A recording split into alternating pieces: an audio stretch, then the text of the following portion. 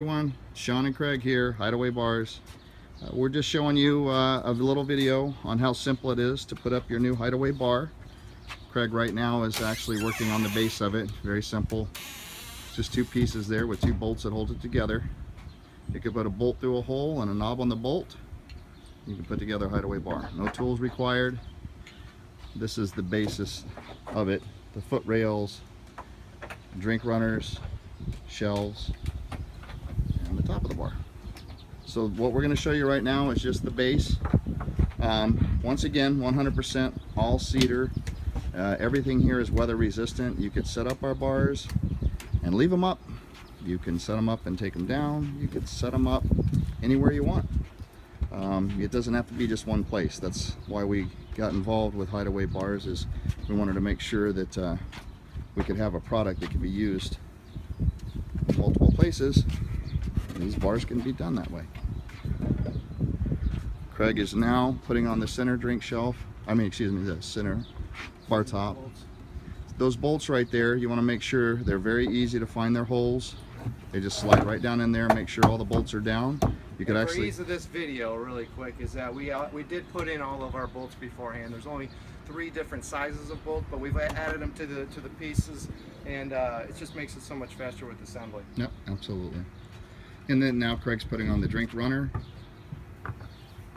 It's very simple to do. The bolts hang down through there. The drink runner comes up. And then Craig will go ahead. Yep. Push bolts. Very simple. And a very simple process. Now we put these on just a kind of a loose but hand tight. Very simple technique that we've got here. We've got a bungee with a little dowel. All you do is just sit the cord right in, just like that. And Craig is going to walk around on the back side. We've got it where you pull it. That's it. It kind of sets itself. The second side panel. Again, from the inside of the bar. Find your holes. Sometimes you might have to flare out the bar a little bit. Yep, Craig's got to pull it in. There you go. There you go, and it slides right on in. Okay, now you got those setting there. Our tops together. We like to do it with the knobs on the outside, facing away from everyone. And you could adjust it, the whole countertop accordingly. You leave these loose, so Yep. so you have all the countertop bolts in. You leave everything just a little loose so that you can adjust it. Again, there's our mending. Very simple.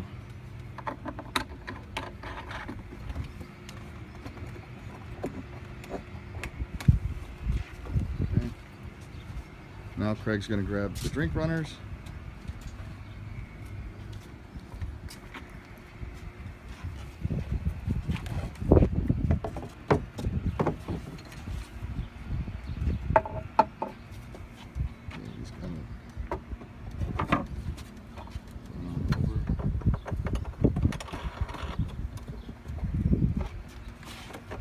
Once again, folks, if you could put a bolt through a hole and screw a knob on the end, you can build a Hideaway bar. The whole base right now, Okay, now I'm going to tighten the with the bolts. countertops. Now Craig's going through and he's tightening up the mending bolts. Once you tighten these up, you shouldn't have to adjust them too much again. That's what allows us to be sometimes on uneven ground, where a lot of these bars, we always prefer you be on level ground, but sometimes it's just not practical.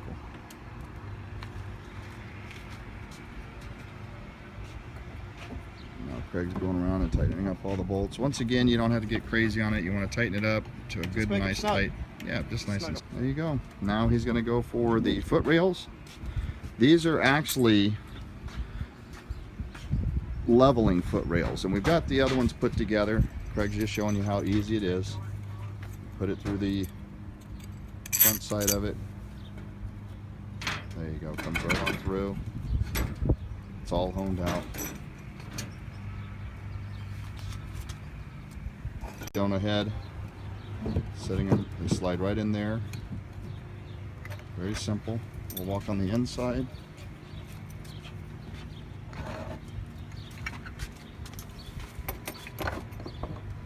what we found is that if you reach your hand around and hold the foot rail to get the first one on, you can snug it pretty good. That usually brings the other one. What's great about these footrests is that they help self-level the bar. So if you're on uneven ground, you can level your bar out to get your stability back. Push it down, then go back on the inside and tighten. This is what makes your bar solid. Now you've got as solid as a standalone bar, but as portable as your imagination can take you. You have just videoed this, us putting it together, not narration. You're probably talking 5 minutes. And you could probably get that down even quicker once you've done it a few more times. Now we're getting ready to put the shelves in. Very simple. They're slotted to where they slide right in.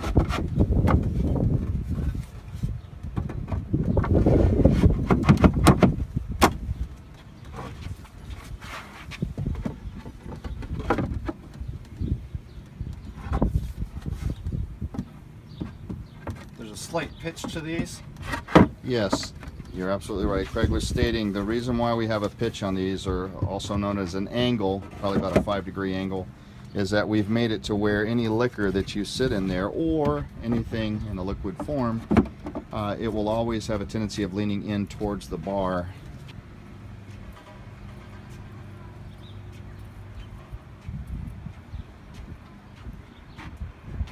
Plenty of shelf space to put anything in here you want.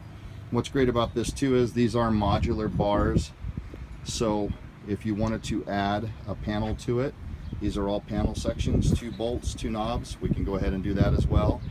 Make it into any configuration that you'd like. This is the roof section. Now, mind you, when you do a hideaway bar, you have the option of just doing the base, which you see in the background. Some people will go ahead and, have us pre-drill holes.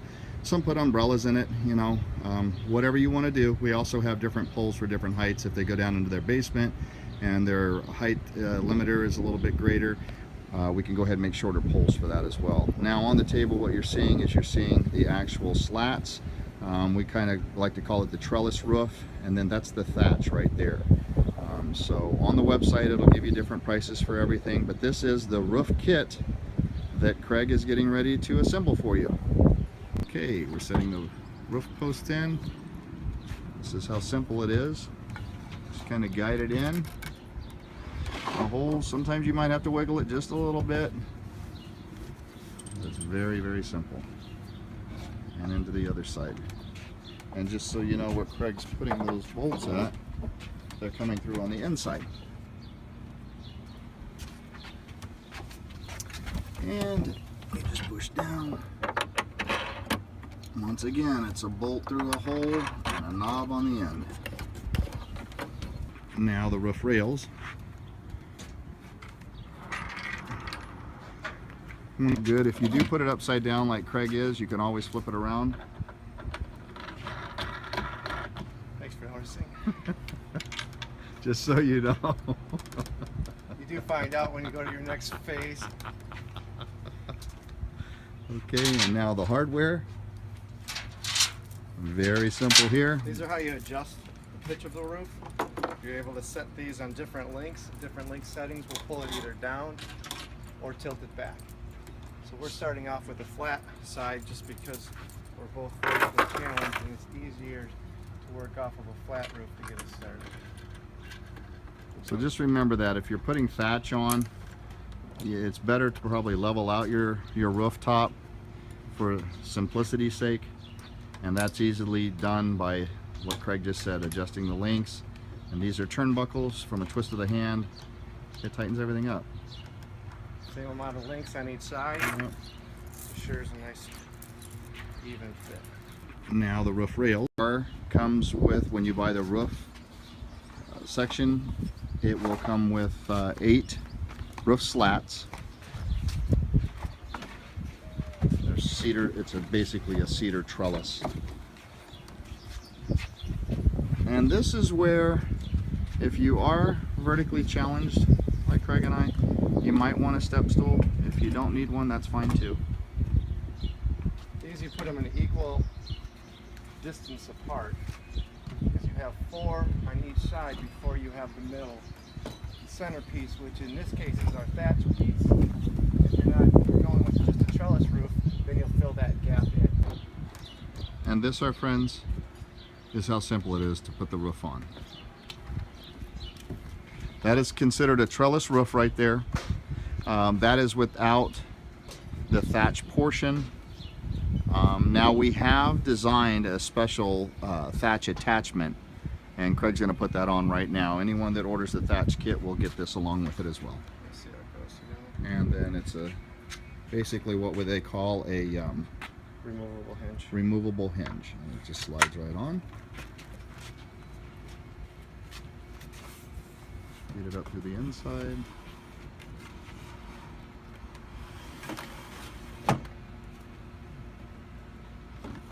Comes up and over.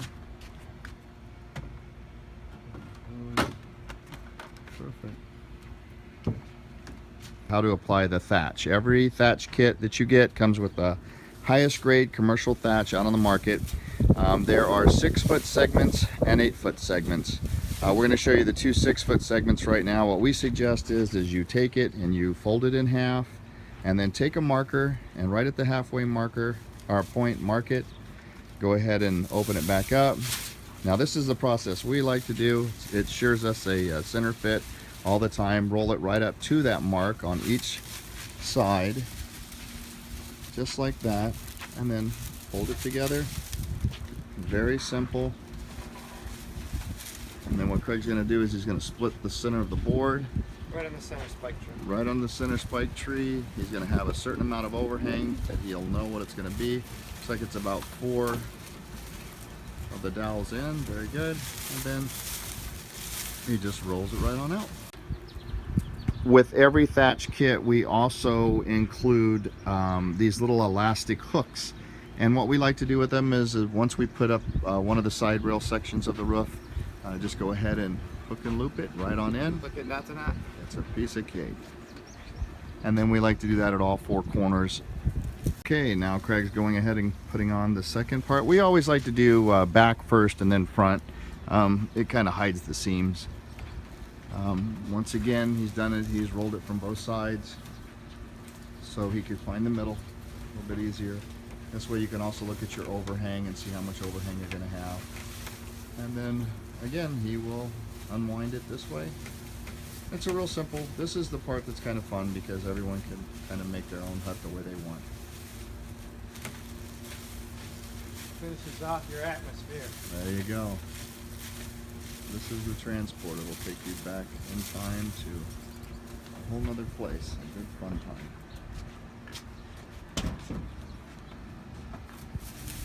And this is what the underneath is going to look like. It's just beautiful. Commercial thatch.